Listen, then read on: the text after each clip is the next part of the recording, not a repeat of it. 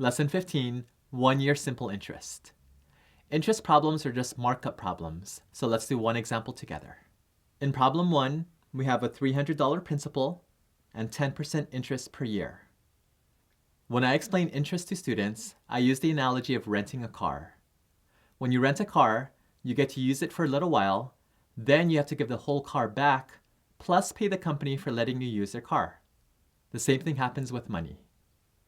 When you borrow money, you get to use it for a little while, then you have to pay the whole thing back, plus you have to pay the lender for letting you use their money. So interest problems are really just markup problems. So underline the word interest, draw an up arrow so that we know that this is a markup problem.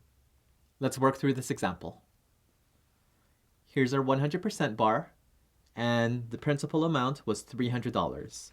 So write $300 next to 100%. And we're going to mark it up by 10%. So here's my bar, and label it 10%.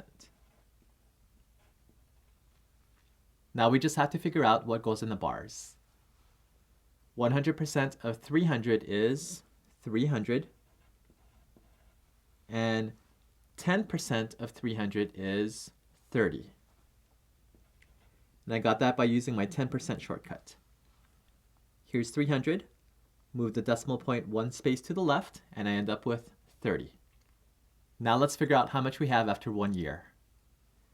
At the end of 1 year, do we only have the principal? No. Do we only have the interest? No. What do we have? We have the whole thing. So let's add them all together. And the total at the end of 1 year is $330. Let's finish up the problem.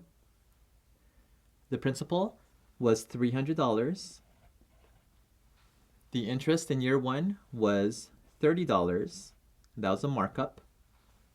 And the balance at the end of 1 year was $330.